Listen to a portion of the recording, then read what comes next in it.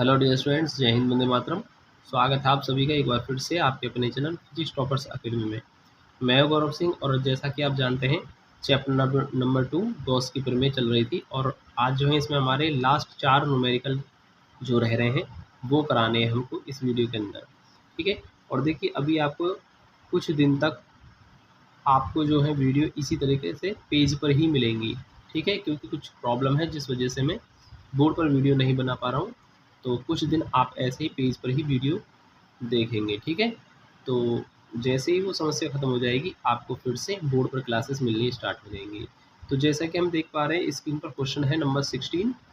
दो बड़ी पतली धातु की प्लेटें एक दूसरे के समीप तथा समांतर हैं। तो देखिए मैंने यहाँ पर दो धातु की प्लेट ले लिए, ठीक है, और एक दूसरे के समांतर रखी है। ठीक है, और समांतर हैं दोनों प्लेटों पर। आवेश का पृष्ठ घनत्व दे रखा है, कितना आवेश का पृष्ठ घनत्व, तो सिग्मा। वो कितना दे रखा है, वो दे रखा है हमारा 1.770 गुणा 10⁻⁻11 कूलम प्रति मीटर स्क्वायर। ठीक है, आवेश का पृष्ठ घनत्व तो ले रखा है हमने यहाँ पर। अब देखिए ये जो है इसमें कहा गया है विपरीत चिन्हों का है, यानी पहली प्लेट पर इतना ही पृष्ठ आवेश घनत्व धनात्मक है तो दूसरी पर कैसा ऋणात्मक ले लिया हमने। ठीक है, विपरीत प्रकृति का है। सही है, प्लेटों के बीच विद्युत क्षेत्र की तीव्रता निकालनी है आपको। प्लेटों के बीच में सपोज करो मैंने प्लेटों के बीच में बिंदु पी ले लिया और इस पर ही मुझे तीव्रता निकालनी है। अब देखिए यहाँ से तीव्रता कैसे निकालेंगे, देखिए जिस बिंदु पर तीव्रता निकालते हैं उस पर क्या मान लेते हैं हम, धनावेश मान लेते हैं। तो प्लस प्लस में क्या होगा, प्रतिकर्षण, यानी कि प्लस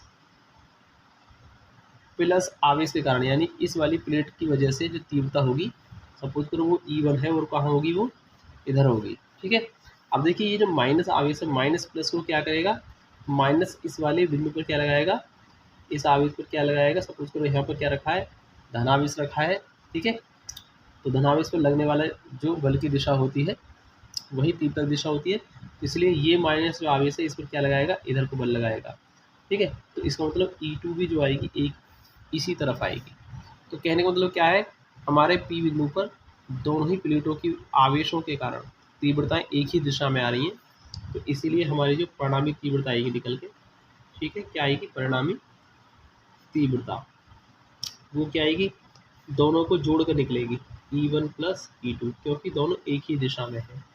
अब जैसा कि हम जानते हैं किसी प्लेट के, यानी किसी प्लेट के नज़दीक जो तीव्रता होती है वो सिग्मा बटे 2 एप्सिलॉन नॉट होती है। ठीक है, और E2 है, ये भी प्लेट के समीप तीव्रता है, वो भी सिग्मा बटे 2 एप्सिलॉन नॉट होगी। और जब आप इन दोनों को ऐड करेंगे तो कुल तीव्रता E जो आएगी निकल के सिग्मा बटे एप्सिलॉन नॉट आएगी। ठीक है, क्योंकि ऊपर क्या आएगा, 2 एप्सिलॉन नॉट आएगा, 2 से 2 कैंसिल हो जाएगा, तो ये सिग्मा बटे एप्सिलॉन नॉट रह जाएगा। ठीक है, तो दोनों का इतना आया। अब देखिए सिग्मा का मान 1.770 10⁻⁻11 दिया हुआ है इसमें, और एप्सिलॉन नॉट का मान भी हम जानते हैं 8.85 गुणा 10⁻⁻12 होता है। अब इस पॉइंट को हम यहाँ ले जाते हैं तो कितना होगा, 17.70 गुणा 10 की पावर कितना हो जाएगा, इसका मतलब एक पावर घट जाएगी तो ये -12 हो जाएगा। ठीक है, और 8.85 गुणा 10⁻⁻12 ये कैंसिल हो जाएगा और ये इससे 2 बार कैंसिल हो जाएगा, यानी E बराबर कितना आ जाएगा, 2 आ जाएगा।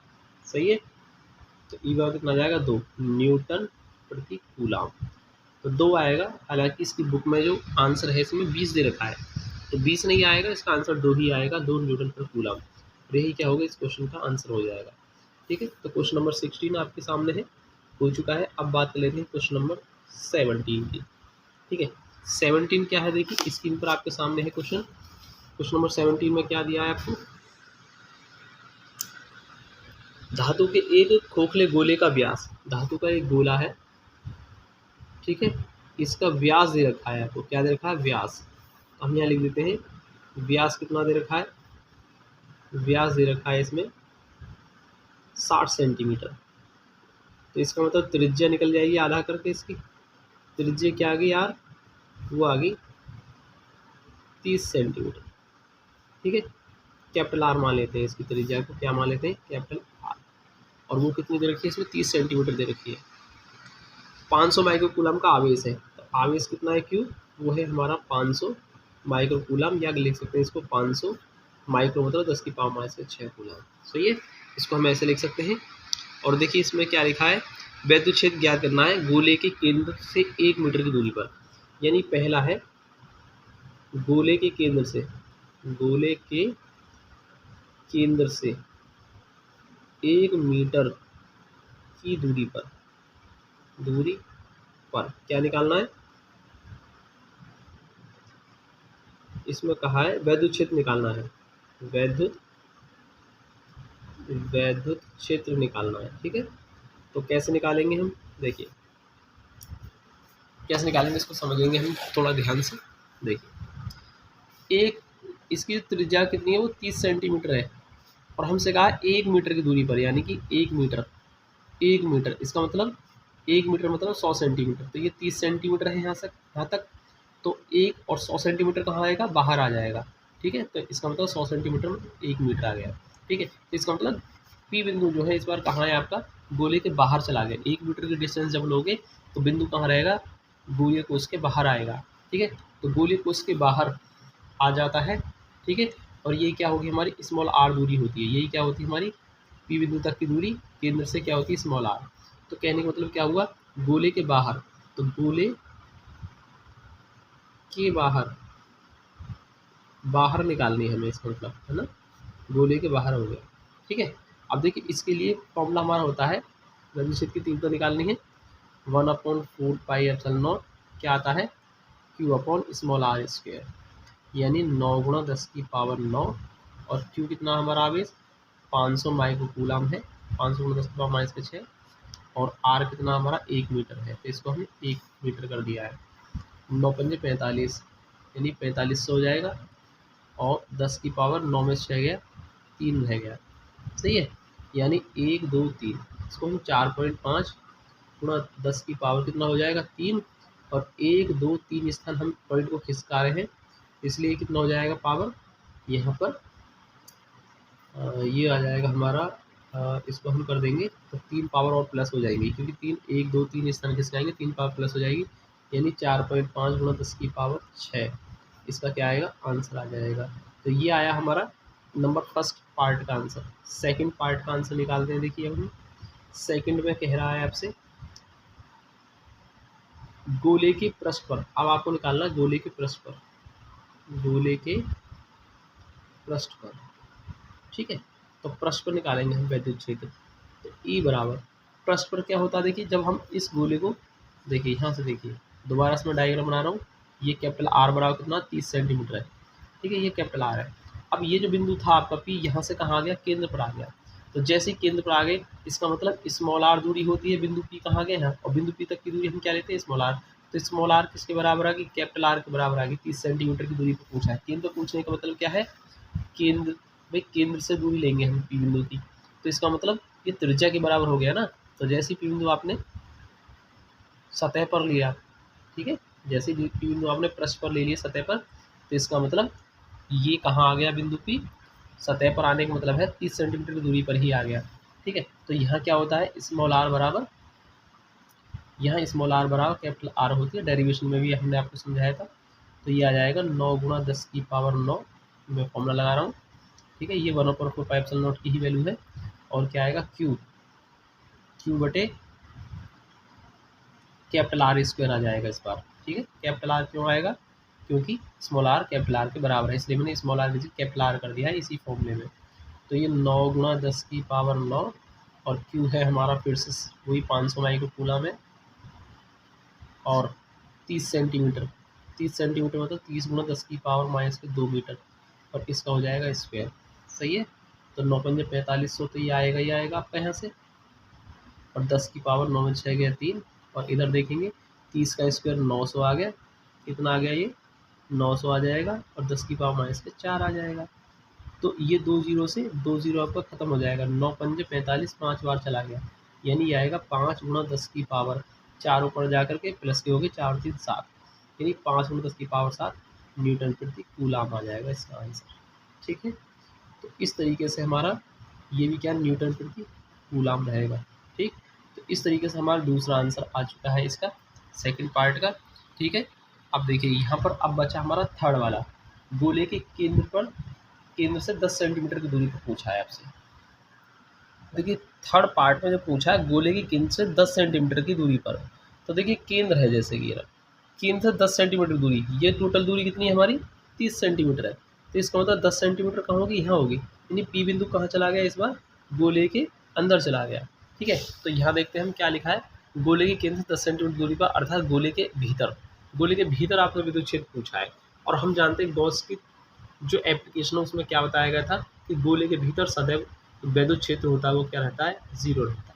ठीक है, तो ये जीरो रहता है क्योंकि भीतर आवेश नहीं जाता, केवल उसके पृष्ठ में फैल जाता है। और जब गॉसियन पृष्ठ हमने खींचा था डेरिवेशन करते टाइम, तो हमने देखा था कि गॉसियन पृष्ठ के अंदर जो कुल आवेश था वो क्या था, जीरो था।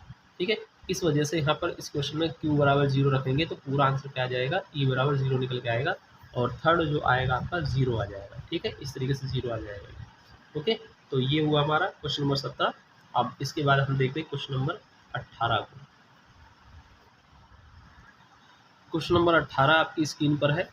देखिए क्वेश्चन नंबर 18 बिल्कुल सेम ऐसा ही है जैसा क्वेश्चन नंबर हमने अभी 17 कराया है। ठीक है, तो ये क्वेश्चन नंबर 18 है ना, आपको स्वयं करना है, क्या करना है, खुद करना है, नहीं डू योर सेल्फ। ये क्वेश्चन आपको खुद करना है क्योंकि ये बिल्कुल ठीक इसी तरीके से करना है जैसे मैंने आपको क्वेश्चन नंबर 17 कराया है।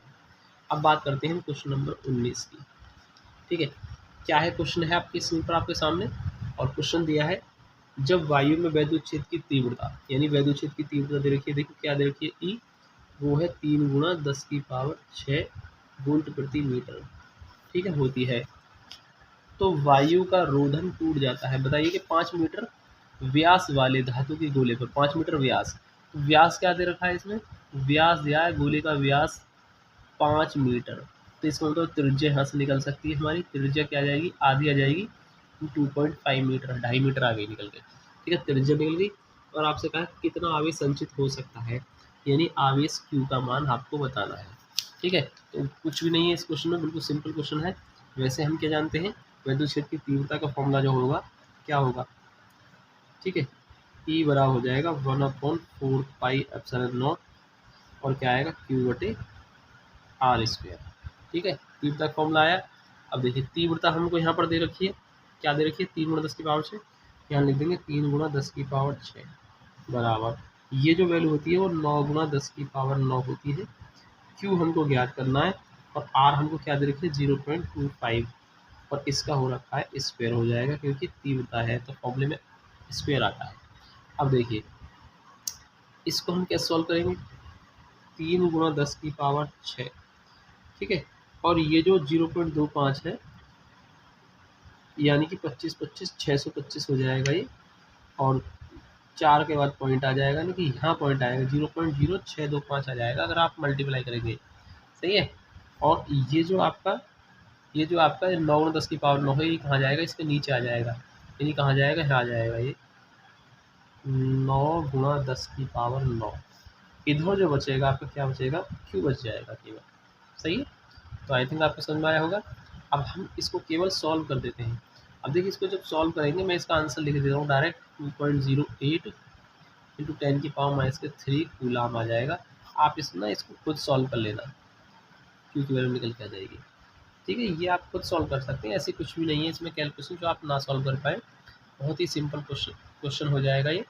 ठीक है, तो देखिए हमारे क्वेश्चन हो चुके हैं सारे कंप्लीट, हमारे 19 क्वेश्चन है और वो सब हमने डिस्कस कर लिए हैं, तो आई थिंक आपको समझ में आया होगा। तो चलिए आज की वीडियो हम इतना ही रहने देते हैं, और देखिए अगली जो वीडियो आएगी हमारी वो चैप्टर नंबर 3 स्टार्ट हो जाएगा, उसमें विद्युत विभव वाला चैप्टर। ठीक है, तो चलिए मिलते हैं अगली वीडियो में, तब तक के लिए जय हिंद, वंदे मातरम।